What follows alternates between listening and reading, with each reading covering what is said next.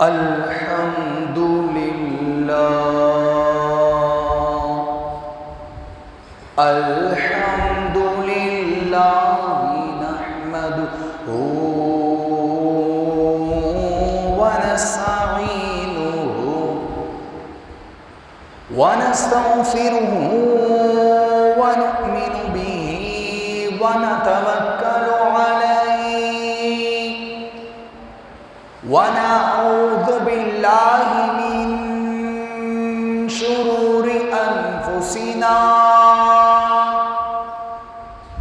ومن سيئات أعمالنا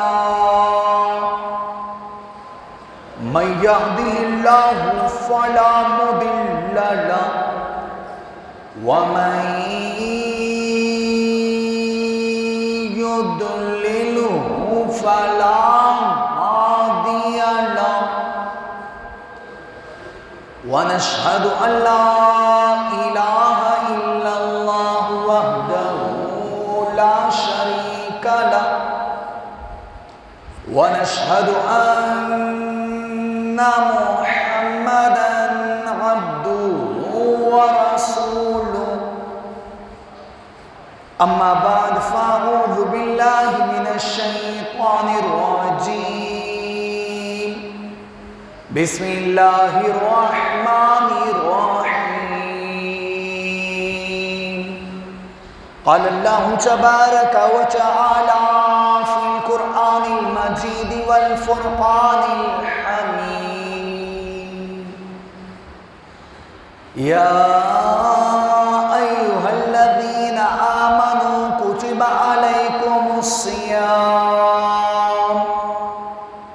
كتب عليكم الصيام كما كتب على الذين من قبلكم لعلكم تتقون آمنت بالله صدق الله العظيم وبلغنا رسوله النبي الكريم ونحن على ذلك لمن الشاهدين والشاكرين والحمد لله رب العالمين قال الله تبارك وتعالى في شان حبيبه مخبرا وأميرا إن الله وملائكته يصلون على النبي يا أيها الذين آمنوا صلوا عليه وسلموا تسليما اللهم صل على سيدنا ومولانا محمد وعلى آل سيدنا علي وسيدتنا فاطمة وسيدتنا زينب وسيدنا حسن وسيدنا حسين وعلى آله وأصحابه أجمعين مولاي صل وسلم دائما أبدا على حبیبک خیر الخلق کلہم حمد و صلاۃ کے بعد عالی وقار دوست و بزرگوں میرے پروردگار کا میرے رب باری تعالی لاکھوں کروڑوں احسان کہ اس پاک ذات نے ایک بار دوبارہ ہمیں اپنی بارگاہ میں اکٹھا کیا اور ہم اپنے پروردگار کی بارگاہ میں اپنے رب باری تعالی کی بارگاہ میں ایک اجتماع کے طور پہ اکٹھے ہوئے عالی وقار دوست و بزرگوں ہر جمعے آپ سے یہ عرض کرتا ہوں کہ جمعے کے دن میرا پروردگار امت محمدیہ صلی اللہ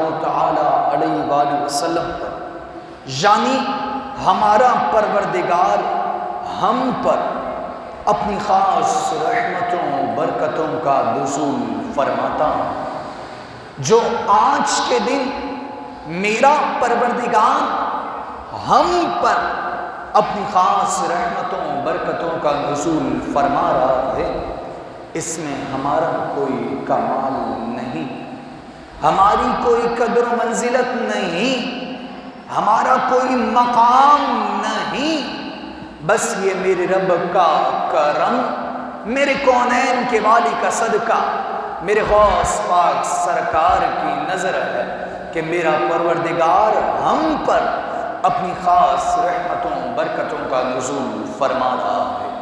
سچا ہے ہمارا رب، سچا ہے ہمارا خالق، سچا ہے ہمارا مالک، اور سچے ہیں میرے جانان صلی اللہ تعالی علیہ وآلہ وسلم، جنہوں نے بٹکی ہوئی انسانیت کو خالق حقیقی سے ملوایا اور لوگوں کو بتایا، لوگوں عبادت کرو تو میرے پروردگار کی کرو، لوگوں ذکر کرو تو میرے پروردگار کا کرو، لوگوں یاد کرو تو میرے رب باری تعالیٰ کو کرو، وہی معبود برحق، وہی ہم سب کا پروردگار، ہم سب کا رب باری تعالیٰ اور نظام ہستی چلانے والا ہے۔ حمد و صلات کے بعد عالی وقار دوستو بزرگوں، موقع کی مناسبت سے مقتضائے حال کے مطابق اپنے بابا جان کے حکم سے آپ کی خدمت میں ایک نئے موضوع کے ساتھ حاضر ہوا۔ جناب عالی رب باری تعالی کلام ہدام میں ارشاد فرماتا ہے، یا ایھا الذین آمنوا، اے ایمان والو، کتب علیکم الصیام، تم پر روزوں کو فرض کیا گیا، کما کتب علی الذین، جیسا کہ تم سے پہلے لوگوں پر روزے فرض کیے گئے، لعلکم تتقون، شاید کہ تم غور و فکر کرو۔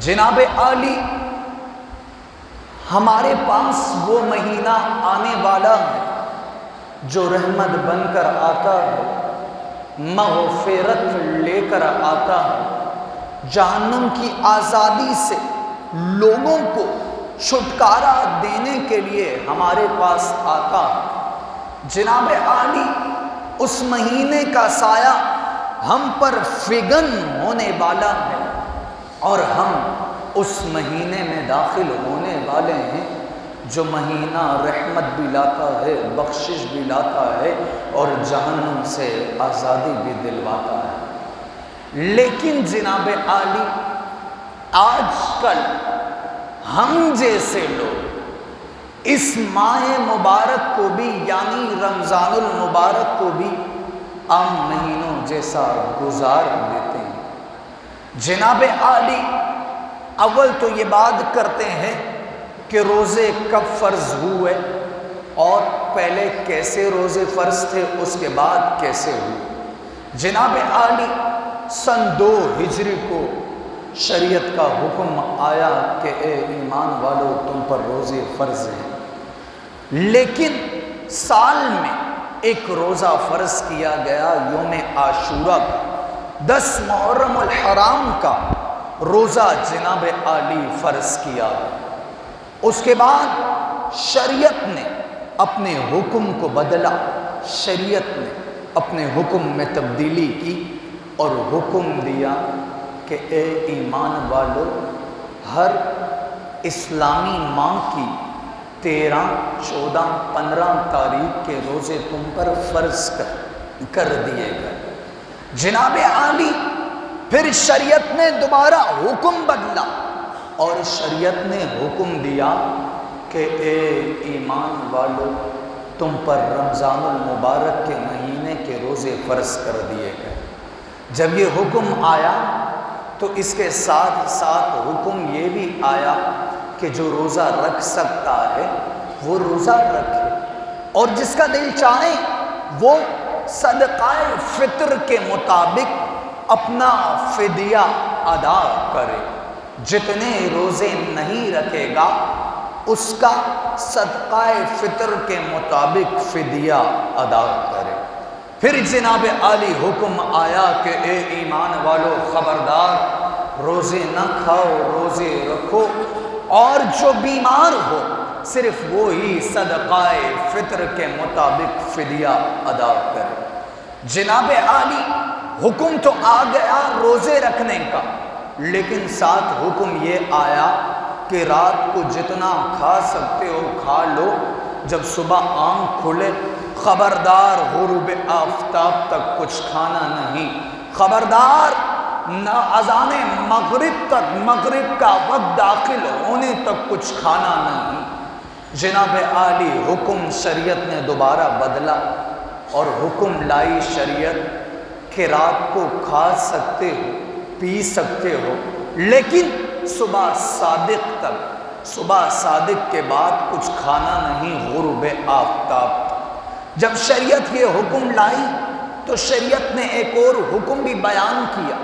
وہ حکم یہ شریعت نے بیان کیا کہ اے لوگ، اے ایمان والو، تم پر تمہاری عورتیں جو تم پر تمہارے رب نے حلال کی، یعنی تمہاری بیویاں، تمہاری زوجہ جو رب نے تم پر حلال کی، خبردار رمضان المبارک کے مہینے میں ان کے ساتھ جماع نہ کرنا، ان کے ساتھ ہم بستری نہ کرنا۔ جناب عالی حکم آ گیا کہ رمضان المبارک کے مہینے میں اپنی عورتوں سے دور رہو، لیکن پھر شریعت نے حکم کو تبدیل کیا۔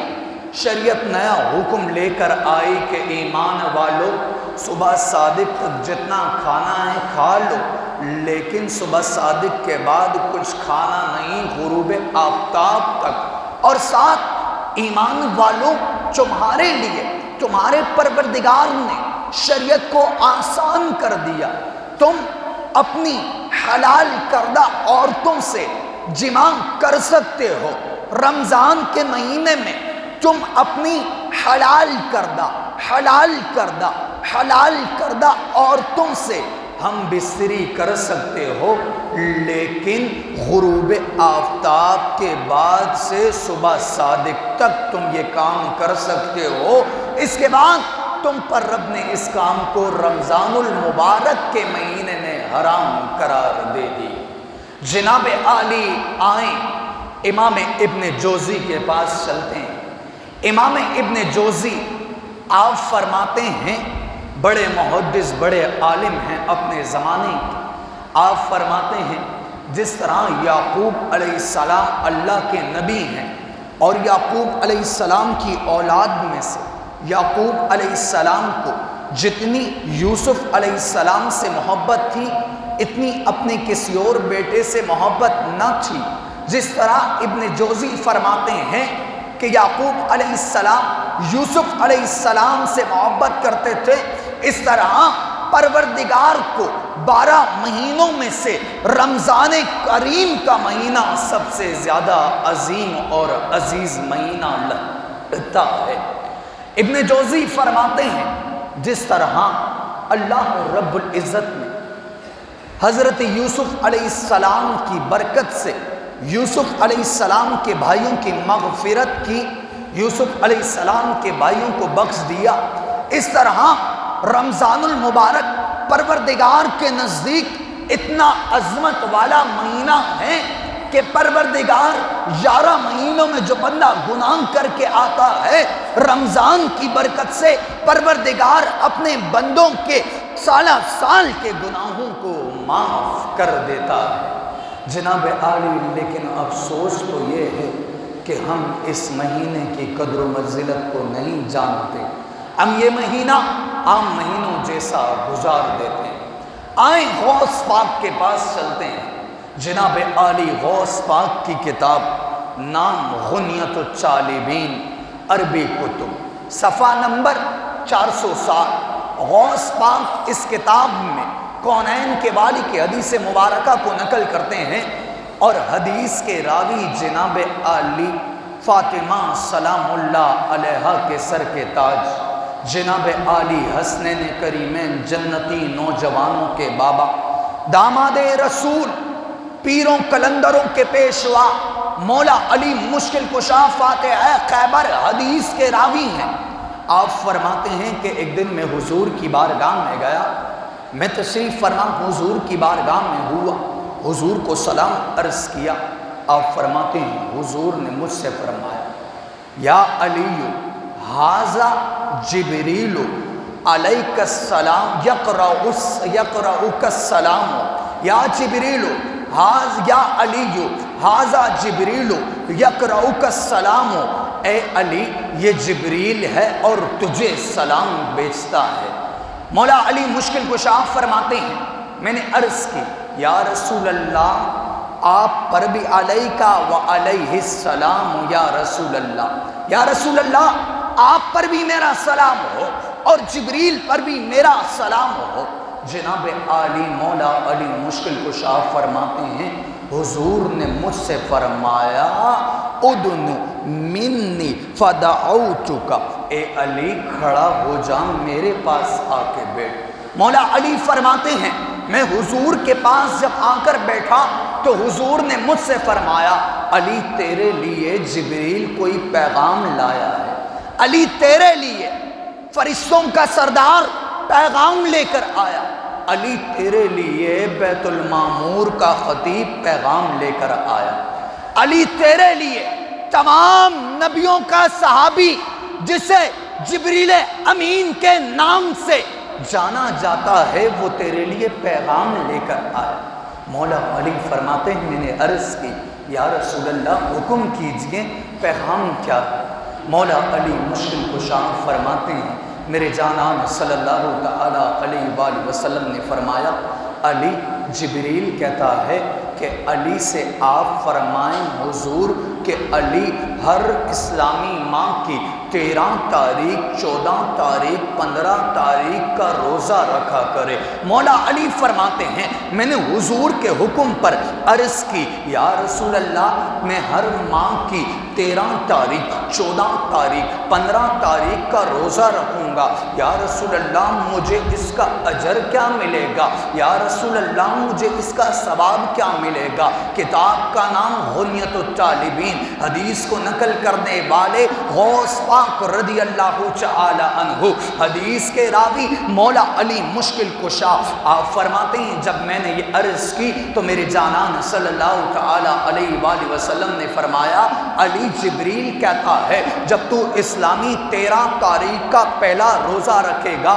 تو پروردگار 10,000 سال کی عبادت کا ثواب تجھے دے گا۔ مولا علی مشکل کشا فرماتے ہیں میں نے عرض کی یا رسول اللہ میں دوسرا روزہ یعنی اسلامی ماہ کا اسلامی مہینے کی 14 تاریخ کا دوسرا روزہ جب میں رکھوں گا یا رسول اللہ اس کا اجر کیا ملے گا؟ مولا علی فرماتے ہیں میں نے عرض کی حضور نے مجھ سے فرمایا جب تو 14ویں تاریخ کا روزہ یعنی دوسرا روزہ رکھے گا تو علی تجھے 30,000 سال کی عبادت کا اجر دیا جائے گا۔ مولا علی مشکل کشا فرماتے ہیں میں نے پھر حضور سے عرض کی یا رسول اللہ میں اسلامی ماہ کی 15 تاریخ کا یعنی تیسرا روزہ جب رکھوں گا اس کا اجر کیا ملے گا؟ مولا علی مشکل کشا فرماتے ہیں میرے جانان نے فرمایا جب تو 15 تاریخ کا روزہ رکھے گا تو تجھے علی 1,000 سال کی عبادت کا اجر و ثواب دیا جائے گا۔ مولا علی فرماتے ہیں میں خاموش نہ بیٹھا، پھر میں نے عرض کی یا رسول اللہ یہ حکم میرے لیے ہے یا کسی اور کے لیے بھی ہے؟ یہ اجر و ثواب میں روزہ رکھوں گا مجھے ملے گا یا کسی اور کو بھی ملے گا؟ مولا علی مشکل کشا فاتح خیبر داماد رسول جناب علی خاتون جنت کے سر کے تاج جنتی نوجوانوں کے بابا پیروں کلندروں کے پیشوا مولا علی مشکل کشا فرماتے ہیں جب میں نے حضور سے یہ عرض کی حضور حضور نے فرمایا علی یہ عمل تیرے بعد علی یہ عمل تیرے بعد جو کرے گا اسے اجر و ثواب یہ ملے گا، پہلے تو یہ عمل کر، تیرے بعد جو یہ عمل کرے گا اسے یہ اجر و ثواب ملے گا۔ مولا علی مشکل کشا سے کسی نے پوچھا حضور ان روزوں کا اتنا اجر کیوں ہے، اتنا ثواب کیوں ہے؟ مولا علی مشکل کشا فرمانے لگے کہ آدم علیہ السلام کو جب اللہ رب العزت نے جنت سے زمین پر اتارا، سورج کی تپش کی وجہ سے آدم علیہ السلام کا جسم مبارکہ جناب عالی سیاہ ہو گیا۔ آدم علیہ السلام کو حکم ہوا کہ آپ اسلامی ماہ کی 13، 14، 15 تاریخ کا روزہ رکھیں۔ مولا علی مشکل کشا فرماتے ہیں جب آدم علیہ السلام نے پہلا روزہ 13 تاریخ کا رکھا، آپ کے جسم مبارک کا سارا حصہ سفید ہوا۔ آپ نے دوسرے دن 14 تاریخ کا روزہ رکھا، آپ کے جسم مبارک کا کچھ حصہ سفید ہوا۔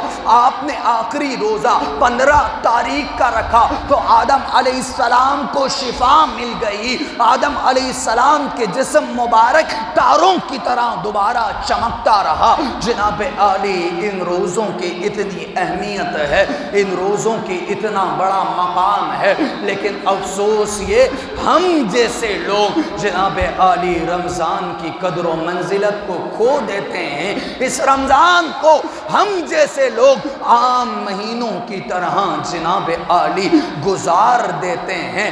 آئیں جناب عالی رمضان کا مقام معلوم کر کے آتے ہیں۔ کتاب کا نام حوالہ نوٹ کیجئے گا، دار النصیحین میں حضرت داؤد چائی کے بارے میں لکھا۔ حضرت داؤد چائی فرماتے ہیں کہ جب رمضان کی پہلی رات آئی تو مجھ پر اونگ طاری ہوئی۔ جب میں سویا داؤد چائی فرماتے ہیں خواب دیکھتا ہوں کہ داؤد چائی جنت میں ٹہل رہا ہے۔ داؤد چائی فرماتے ہیں خواب میں لگا کہ جنتی نہریں دیکھ رہا ہوں، حور و غلمان دیکھ رہا ہوں، مشک عنبر کستوری کے میں کمکمیں دیکھ رہا ہوں۔ جناب عالی داؤد چائی فرماتے ہیں میں نے جب یہ نعمتیں رحمتیں خواب میں جنت میں دیکھی تو میں رب کا ذکر کرنے لگا۔ خواب کے اندر جب میں رب کا ذکر کرنے لگا، داؤد چائی فرماتے ہیں مجھے دیکھ کر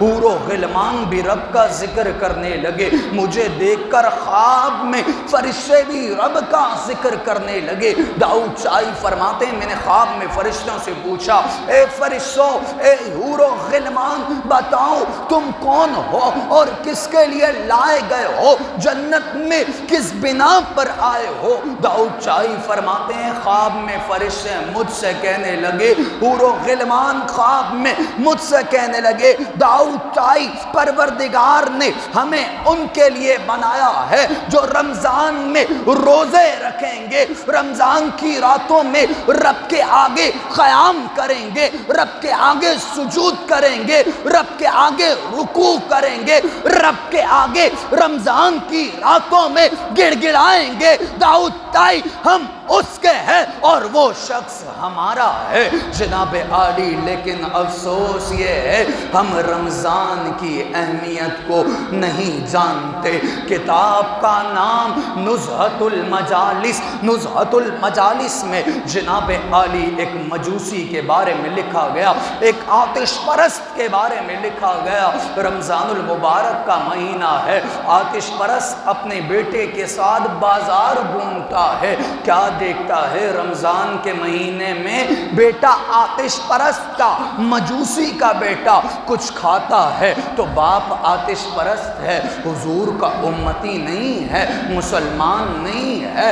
باپ نے بیٹے کو تھپڑ مارا، تھپڑ مار کے باپ کہنے لگا بیٹا ادب کر، مسلمانوں کا مہینہ ہے، ادب کر، ادب کا رمضان المبارک ہے، رمضان کا تقاضا یہ ہے کہ بیٹا ہم ادب کریں، بنے۔ باپ سے بیٹا کہنے لگا ابا جان بات تو بتائیں، آپ بھی تو رمضان المبارک کے مہینے میں ہیں، ابا آپ خود کھاتے ہیں، جب میں کھاؤں تو آپ کو ادب یاد آ جاتا ہے۔ جناب عالی مجوسی کہنے لگا بیٹا تیرا باپ کھاتا ہے لیکن پردے میں رہ کر کھاتا ہے، مسلمانوں کے سامنے نہیں کھاتا، تو مسلمانوں کے سامنے کھا رہا ہے، مسلمانوں کی دل شگنی ہوگی اور کہیں یہ ادا تیری رب کو ناگوار گزرے، تجھ پر کوئی عذاب نہ آ جائے۔ اپنے سے نہیں کہہ رہا، نزہت المجالس اٹھاؤ، جناب عالی اس کتاب میں لکھا جب مجوسی اس دنیا سے گیا، کسی نے خواب میں دیکھا مجوسی جنت میں ٹہل رہا ہے۔ خواب میں مجوسی سے پوچھا مجوسی بتا تو صحیح جنت تو حضور کے غلاموں کی ہے، جنت تو حضور کے امتیوں کی ہے، جنت تو حضور کے عشاق کی ہے، تو مجوسی جنت میں کیا کر رہا ہے، تیرا جنت میں کیا کام ہے؟ مجوسی کہنے لگا صحیح کہہ رہا ہے، جنت حضور کے عشاق کی ہے، جنت حضور کے غلاموں کی ہے، لیکن میں نے اپنے بچے کو رمضان میں ادب سکھانے کے لیے تھپڑ مارا تھا، وہ ادا میری پروردگار کو اتنی پسند آئی کہ پروردگار نے مجھے اس ادا کے بدلے بخش بھی دیا اور مجھے جنت بھی دے دی۔ جناب عالی آج غیر مسلم اس مہینے کا ادب کرتے ہیں، لیکن جناب عالی جن کے لیے یہ مہینہ رحمت بن کے آتا ہے، افسوس یہ ہے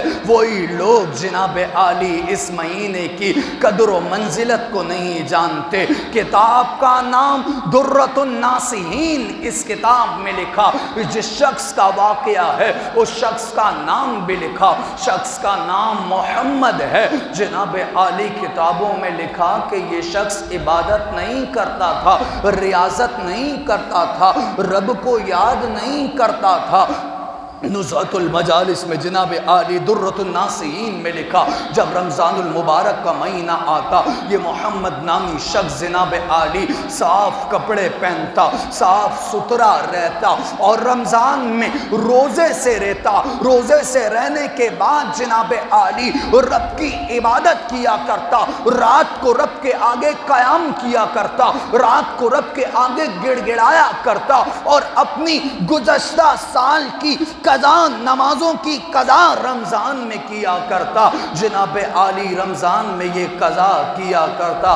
جناب عالی اس کا انتقال ہوا، انتقال ہونے کے بعد اس محمد نامی شخص کو بھی کسی نے خواب میں دیکھا، پوچھا بتا تو تو نمازیں نہیں پڑھتا تھا، بتا تو تو رب کا ذکر نہیں کرتا تھا، بتا تو تو رب کو یاد نہیں کرتا تھا، تجھے پروردگار نے کیسے بخشا، تو جنت میں کیسے ٹہل رہا ہے؟ محمد نامی شخص جو جناب عالی کتاب درۃ الناصحین میں لکھا، وہ شخص خواب میں کہنے لگا کہ واقعی میں عبادت نہیں کرتا تھا، واقعی میں رب کو یاد نہیں کرتا تھا، ہاں میں رمضان میں رب کی قضا نمازوں کی قضا کیا کرتا، رب کی رضا کے لیے روزے رکھا کرتا، صاف ستھرا لباس پہنا کرتا، میرے رب نے گناہوں کو نہیں دیکھا، میرے رب نے عملوں کو نہیں دیکھا، اعمال کو نہیں دیکھا، جو میں رمضان میں صاف ستھرا ہو کر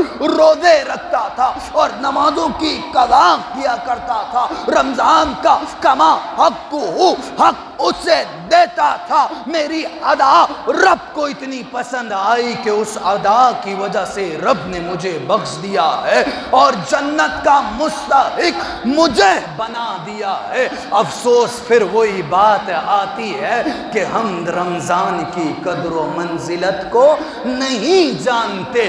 جناب عالی کتاب کا نام انیس الواعظین، انیس الواعظین میں مولا علی مشکل کشا کے بارے میں لکھا، آپ فرماتے ہیں کہ میں کوفہ کے قبرستان کی زیارت کر رہا تھا۔ مولا علی مشکل کشا فرماتے ہیں زیارت کرتے کرتے کیا دیکھتا ہوں، کوفہ کے قبرستان میں نئی قبر نظر آتی ہے۔ جناب عالی مولا علی مشکل کشا فرماتے ہیں جب قبرستان میں نیا مہمان دیکھا کہ آج نیا مہمان قبرستان میں دفن ہوا ہے اور اس خاک کے سپرد ہوا ہے، مولا علی مشکل کشا فرماتے ہیں میں نے پروردگار سے عرض کی کہ پروردگار اس قبر کے حالات مجھ پر کھول دے۔ مولا علی مشکل کشا فرماتے ہیں رب نے مجھ پر قبر کے حالات کھولے۔ مولا علی مشکل کشا فرماتے ہیں جب میں نے قبر میں دیکھا جو صاحب قبر ہے، جو قبرستان کا نیا مہمان بن کے آیا ہے،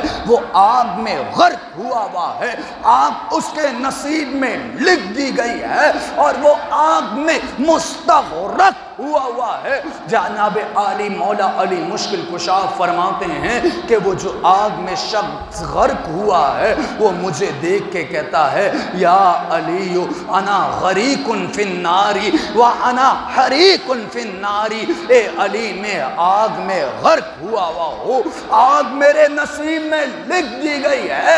اے مولا علی مشکل کشا آپ ہی کچھ کیجئے، آپ مشکل کشا ہیں، آپ کچھ کیجئے۔ مولا علی مشکل کشا حیدر کرار بے قرار ہو گئے۔ حیدر کرار نے رب سے عرض کی بے قراری کی حالت میں کہ پروردگار اس قبر والے کو عذاب سے چھٹکارا دے۔ پروردگار نے فرمایا منادی ندا دیتا ہے علی معلوم ہے اسے یہ عذاب کیوں مل رہا ہے؟ مولا علی فرماتے ہیں غیب کی آواز پہ میں نے عرض کی کہ مجھے نہیں معلوم کہ اسے یہ عذاب کیوں مل رہا ہے۔ مولا علی مشکل کشا فرماتے ہیں غیب سے دوبارہ آواز آئی کوئی یہ نہ سمجھے کہ اپنے سے بتا رہا ہوں، کتاب کا حوالہ دے کر بات کرتا ہوں۔ انیس الواعظین میں لکھا مولا علی مشکل کشا فرماتے ہیں غیب سے آواز آئی علی بات ایسی ہے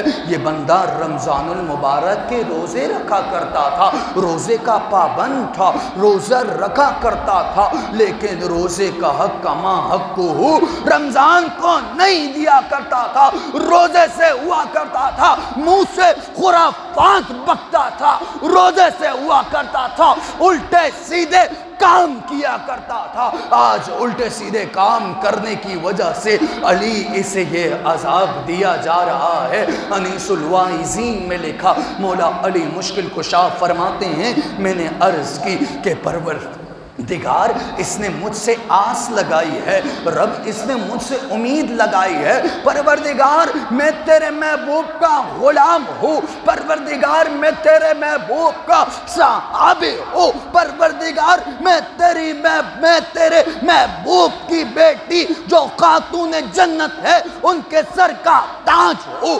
پروردگار میری التجا قبر والے کے حق میں قبول کر دے۔ جناب عالی مولا علی مشکل کشا فرماتے ہیں کہ میری عرض پر، میری التجا پر، میری التماس پر پروردگار نے قبر والے کے عذاب کو راحت میں بخش دیا اور اسے راحت نصیب ہو گئی۔ جناب عالی آج ہمارا بھی یہی حال ہے۔ کتاب کا نام جناب عالی روضۃ الریاحین، اس کتاب میں حجاج بن یوسف کے بارے میں لکھا گیا۔ حجاج بن یوسف عمل کا جیسا بھی تھا جناب عالی، جیسا بھی تھا اس سے ہمیں کوئی غرض نہیں۔ حجاج بن یوسف کے بارے میں لکھا گیا کہ حجاج بن یوسف حضور کے روزے کی زیارت کے لیے اور اللہ رب العزت کے گھر کی زیارت کے لیے جب جا رہا تھا راستے میں آرام کرنے رکا۔ حجاج بن یوسف کا معمول تھا جب کھانا کھاتا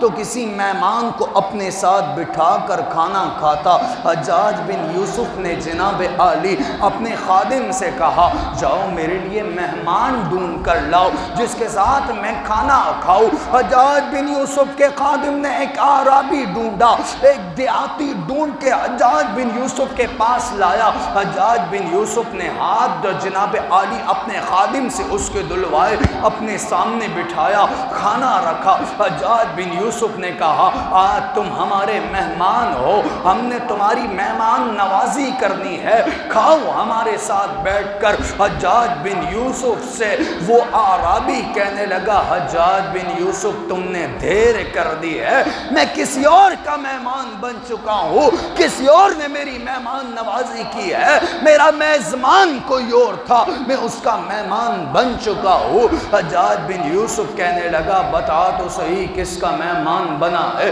کون تیرا میزبان ہے، کس نے تیری مہمان نوازی کی ہے؟ حجاج بن یوسف سے وہ شخص کہنے لگا تجھ سے پہلے ہمارے پروردگار نے میری مہمان نوازی کی، اس نے مجھے حکم دیا روزہ رکھنے کا اور میں نے اپنے رب کے حکم سے روزہ رکھا۔ حجاج بن یوسف میں روزے سے ہوں۔ حجاج بن یوسف کہنے لگا روزے سے ہے، چھوڑ دے، عقل رکھ دینا، پرسوں رکھ دینا، پھر کبھی رکھ دینا۔ وہ شخص حجاج بن یوسف سے کہنے لگا حجاج بن یوسف بتا، گارنٹی دیتا ہے کل کا دن مجھے نصیب ہوگا؟ بتا تو گارنٹی دیتا ہے کہ میری زندگی آگے ہے؟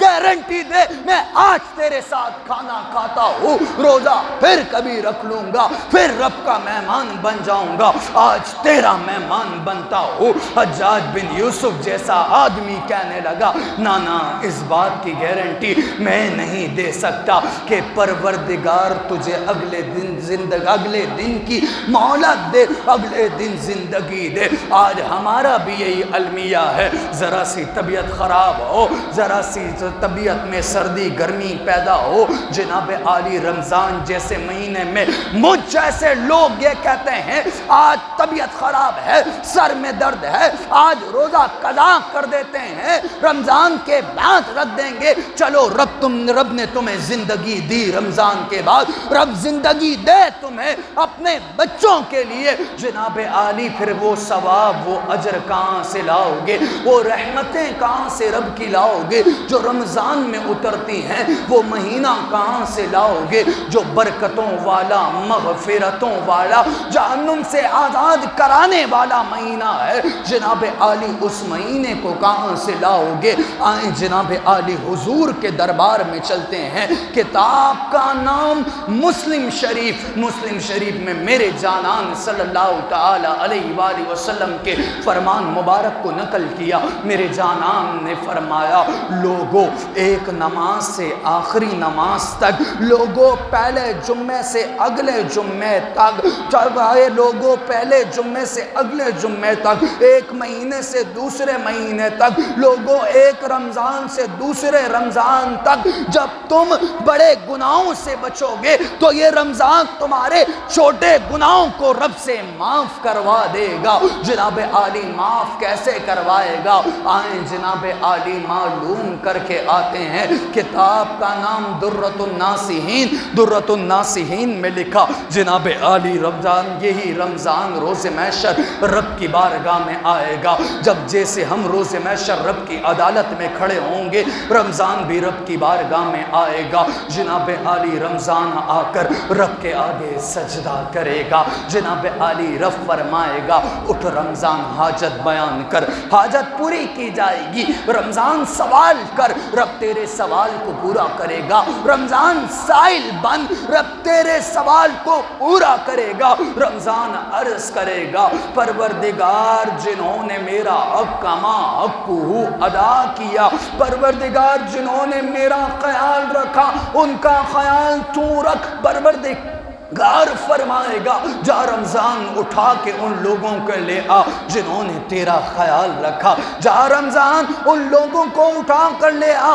جنہوں نے کما حق کو تیرا حق تجھے ادا کیا۔ یہ رمضان محشر کے میدان میں گھومے گا، اہل محشر کو تنکے گا، تنک تنک کر اوپر سے نیچے تک دیکھے گا۔ جناب عالی ہر کوئی کہے گا شاید میں نے بھی خیال رکھا ہوتا، شاید میں نے بھی رمضان کا کما حق کو حق اسے دیا ہوتا۔ یہ رمضان جناب عالی جنہوں نے رمضان کا خیال رکھا ہوگا ان کو اٹھا کر رب کی بارگاہ میں لے آئے گا، پھر رب سے عرض کرے گا پروردگار انہوں نے میرا خیال رکھا، پروردگار تو ان کا خیال رکھ جیسے انہوں نے میرا خیال رکھا، اب تو ان کا خیال رکھ۔ جناب عالی پروردگار فرمائے گا سائل بن، سوال کر، حاجت کر، کیسا خیال رکھا جائے؟ جائے۔ رمضان عرض کرے گا پروردگار انہیں تاج پہنایا جائے، پروردگار حکم دے گا کہ قیمتی سے قیمتی تاج لائے جائیں،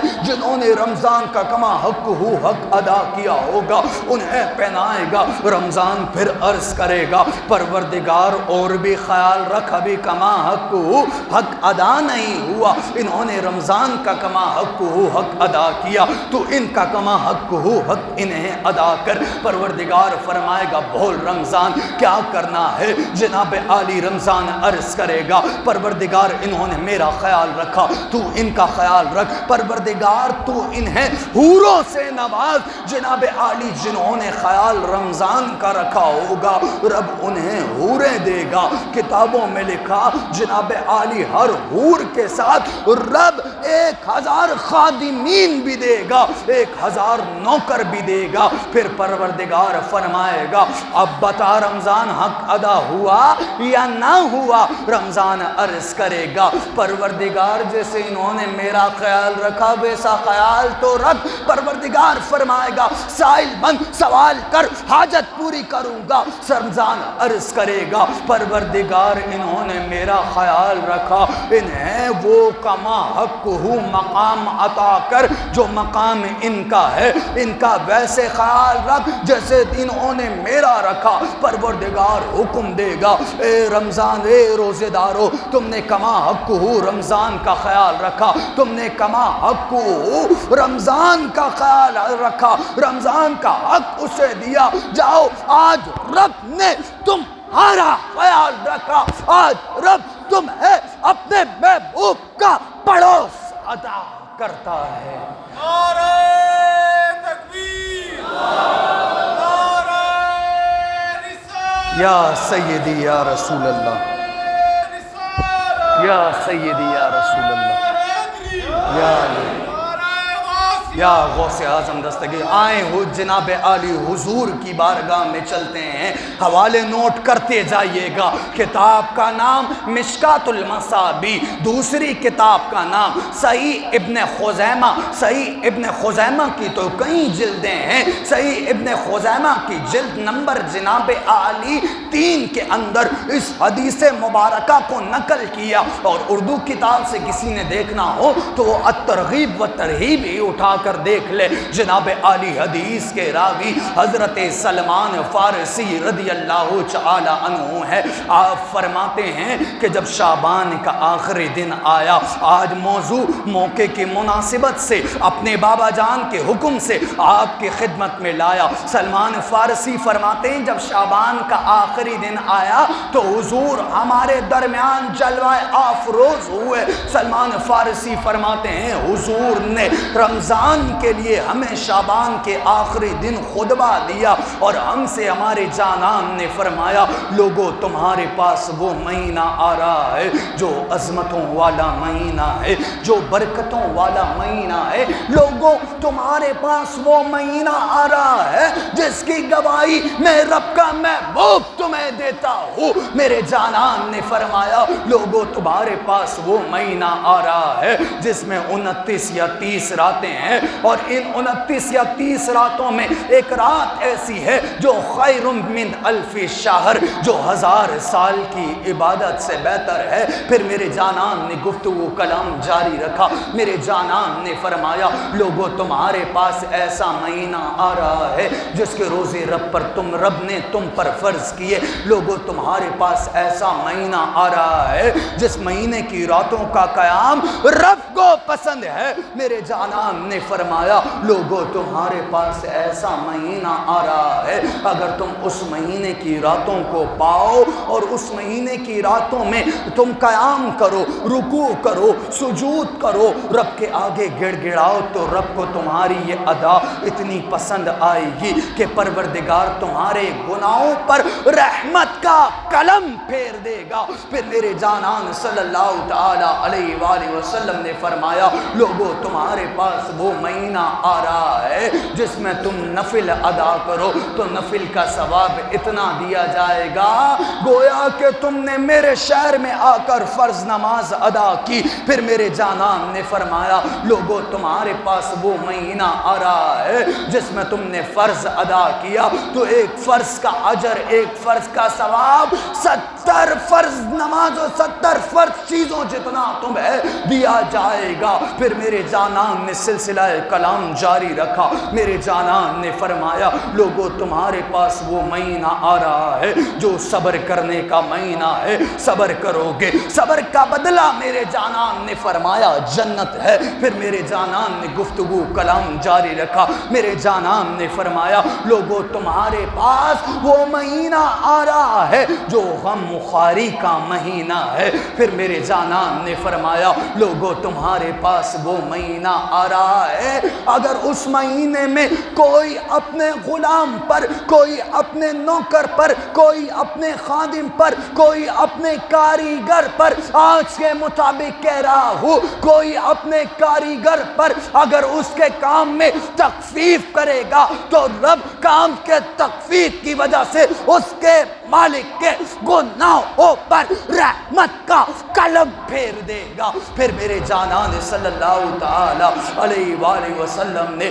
جناب عالی گفتگو کلام جاری رکھا۔ میرے جانان نے فرمایا لوگو تمہارے پاس وہ مہینہ آ رہا ہے اس میں 4 کام کرو، ان 4 کام کے علاوہ تم رہ نہیں سکتے۔ میرے جانان نے فرمایا پہلا کام یہ ہے کہ اس مہینے تم اپنے پروردگار کی عبادت کرو، اپنے پروردگار کو یاد کرو۔ جب تم اپنے پروردگار کو یاد کرو گے ساتھ ساتھ اس مہینے میں پروردگار کو یاد کر کے یہ بھی کہنا کہ پروردگار گواہی دیتا ہو کہ تو ہی عبادت کے لائق ہے۔ دوسرا کام جس کے بنا تم رہ نہیں سکتے وہ یہ ہے کہ رمضان المبارک کے مہینے میں اپنی بخشش مانگنا، اپنے لیے مغفرتیں مانگنا۔ میرے جانان نے فرمایا تیسرا کام یہ ہے لوگوں تم پر رمضان کا مہینہ آ رہا ہے اس مہینے میں رب سے جنت مانگنا۔ چوتھا کام یہ کہ تم پر رمضان آ رہا ہے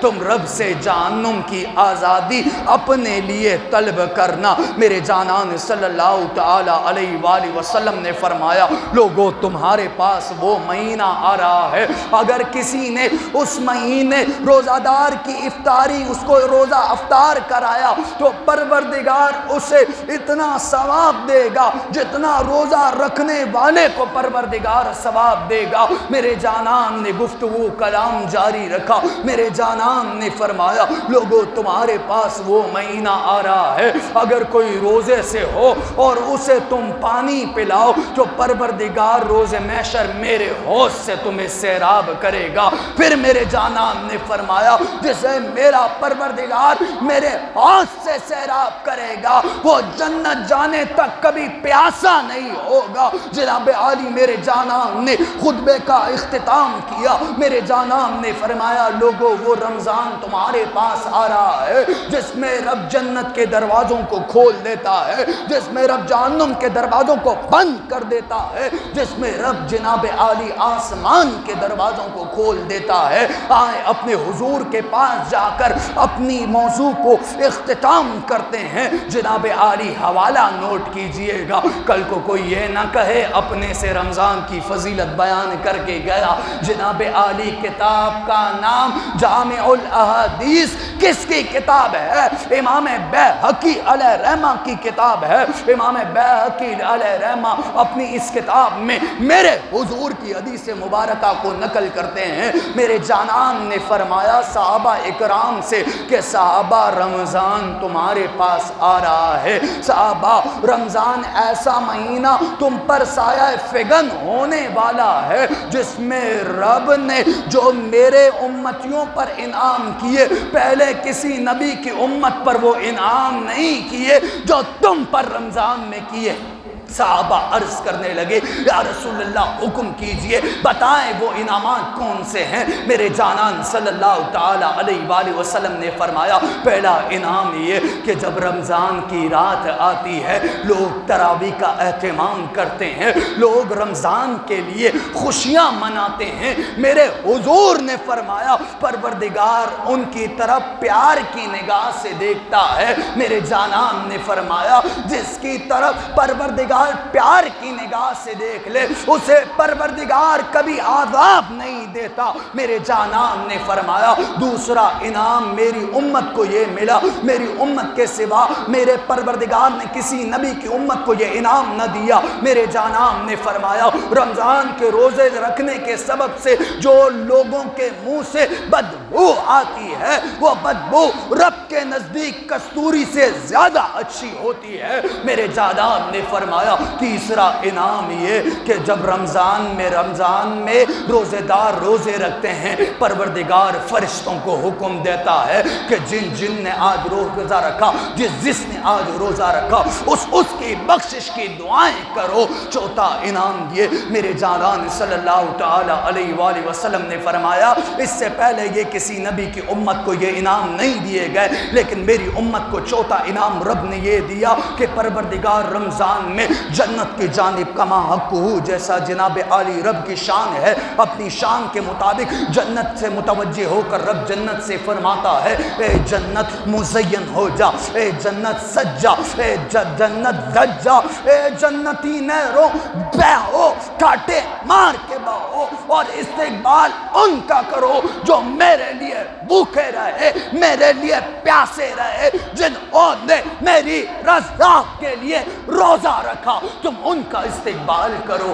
میرے جانان نے فرمایا آخری اور پانچواں انعام میرے امتیوں پر جو کسی نبی کی امت پر نہیں کیا گیا میری امت پر کیا گیا۔ آخری اور پانچواں انعام یہ ہے کہ جب رمضان جانے کا وقت آتا ہے لوگ رو رہے ہوتے ہیں، رب سے عرض کرتے ہیں پروردگار وہ مہینہ جا رہا ہے جس میں نعمتیں تھی، جس میں برکتیں تھی، پروردگار وہ مہینہ جا رہا ہے۔ پروردگار اپنی شان کے مطابق میرے جانان نے فرمایا زمین والوں کی جانب متوجہ ہوتا ہے۔ میرے جانان نے فرمایا پروردگار فرماتا ہے اے فرشتوں گواہ رہنا یہ جو رمضان کے لیے رو رہے ہیں، یہ جو روزے دار ہیں، ان کے پروردگار نے ان کی بخشش فرما دی۔ وما علیہ الا البلاغ المبین۔ اللہ پاک سے دعا ہے ہمیں کما حق ہو